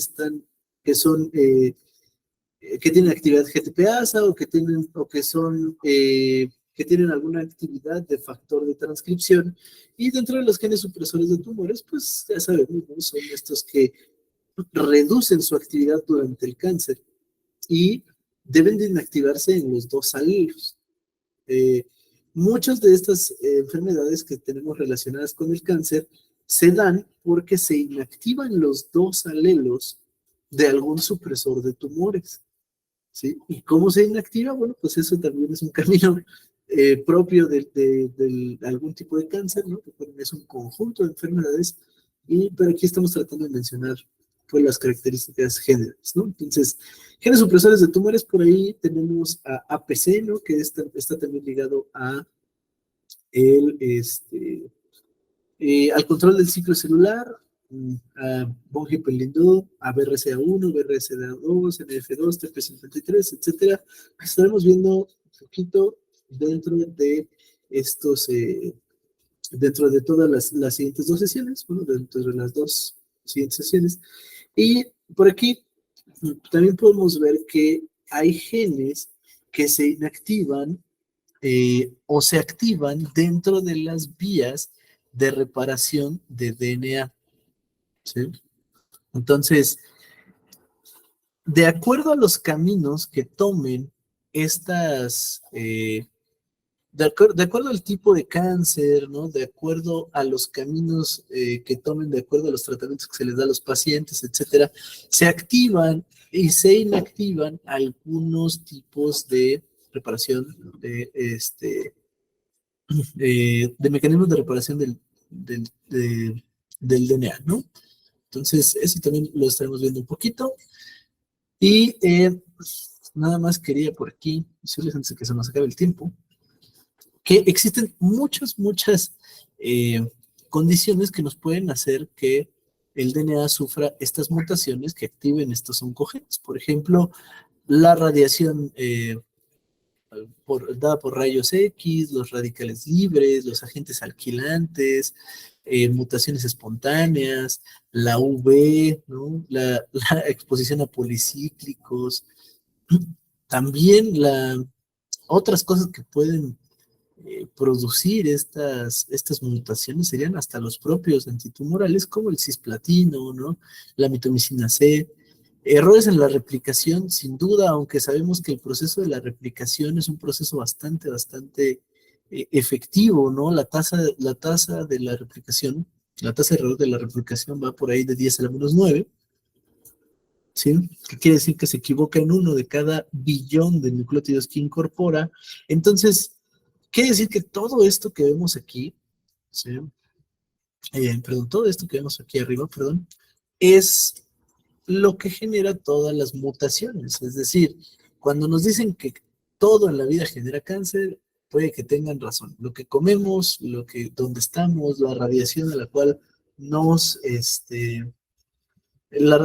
nos exponemos, pues es parte de de todo de todas estas mutaciones, ¿no? Hasta 100,000 mutaciones por célula se dan por nuestra interacción con el ambiente de manera diaria.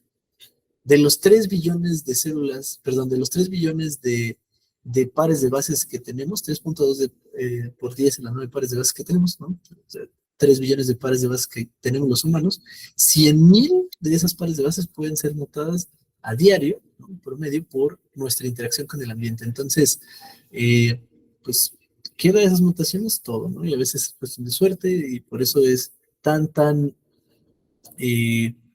pues tan heterogéneo este cáncer, ¿no?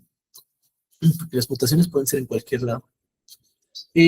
Mecanismos de reparación de todas estas bases, pues tenemos varios, ¿no? Los mecanismos de reparación de cadena sencilla, de cadena doble, de reparación tomando en cuenta las bases metiladas, etcétera. Les voy a pasar por ahí un articulito de esto, ¿no? Para que vean un poquito más acerca de mecanismos de reparación del DNA.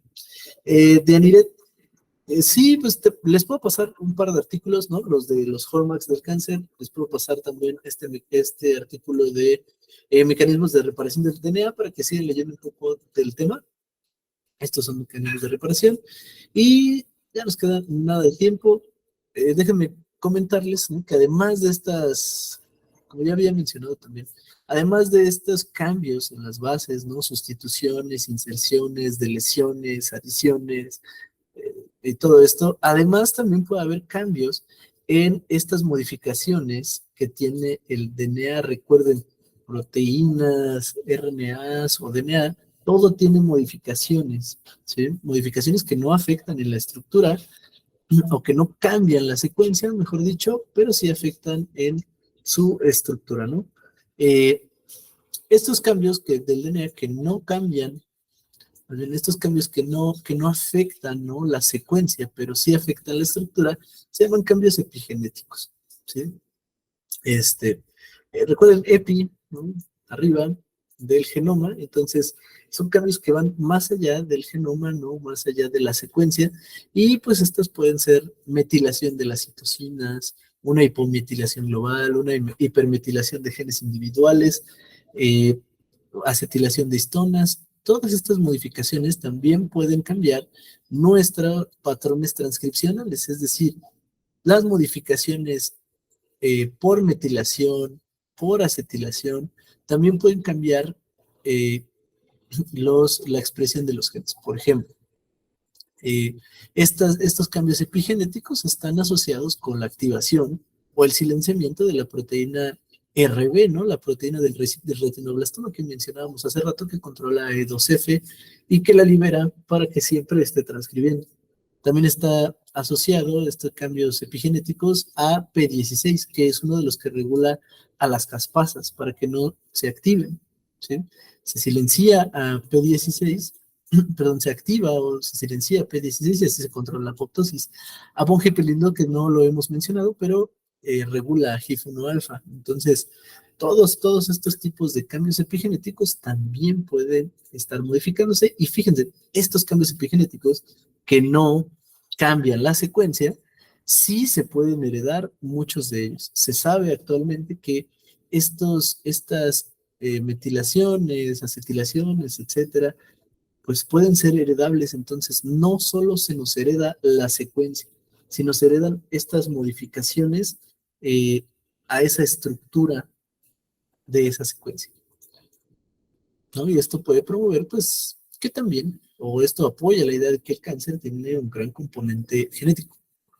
Entonces vamos a ver algunas vías de transducción, ¿no?, en la siguiente sesión, pero vamos a tratar de, como ya ven, este esquema es un esquema simplificado de todas las vías que seguramente se desregulan en el cáncer, pero vamos a tratar de mencionar a las más comunes como P53, RB, PI3K, los genes Hedgehog, GF1 alfa, los receptores de tipo tirosina sinasa, MYC y RAS, que son un clásico por ahí.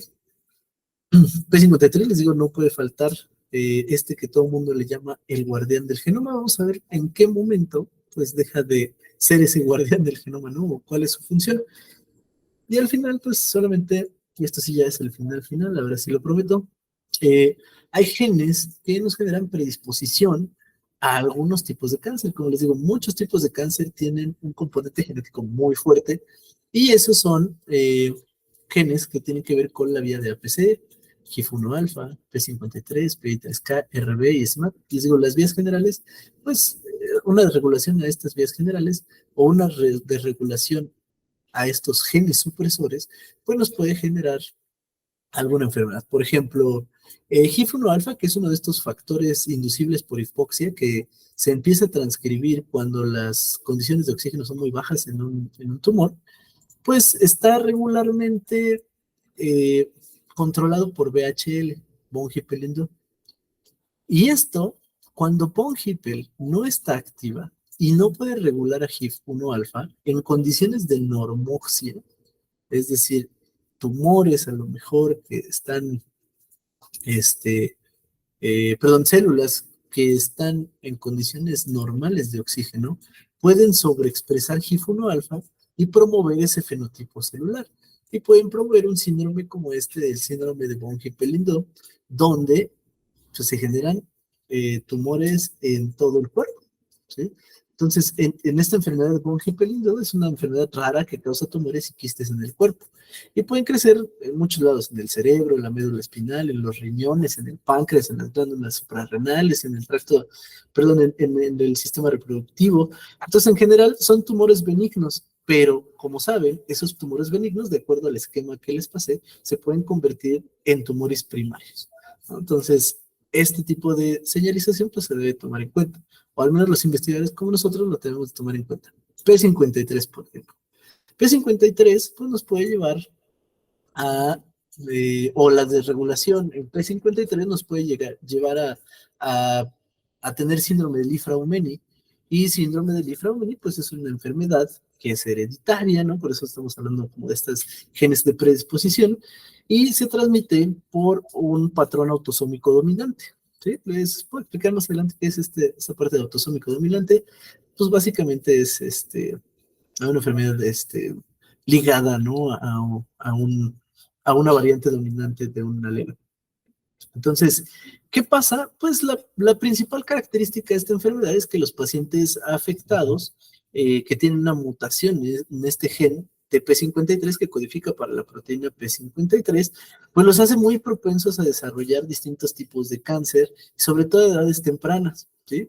Osteosarcomas, sarcomas, cáncer de mama, leucemias, linfomas, tumores cerebrales, etcétera. Entonces, por eso nos compete mucho estudiar estas vías de señalización, ¿no? Para saber, pues, por dónde atacar o por dónde comenzar a investigar cada uno de estos tipos de síndromes, enfermedades que nos pueden dar al desregular alguna vía de señalización, ¿vale?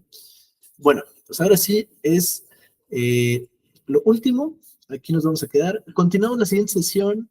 Como les comento, por ahí recuerden en el grupo, les voy a escribir. eh, y ya les mandé el link, de hecho ese es mi número. Recuérdenme por ahí en el grupo o de manera personal que les mande los artículos, ¿no? Para que, al menos los de los hallmarks y esta parte de los mecanismos de reparación del DNA, para que los tengan ahí como posible bibliografía, ¿vale? Bueno, pues hasta aquí terminamos el día de hoy. Gracias por asistir a la clase, bienvenidos a este curso y nos vemos en la siguiente sesión. Hasta luego.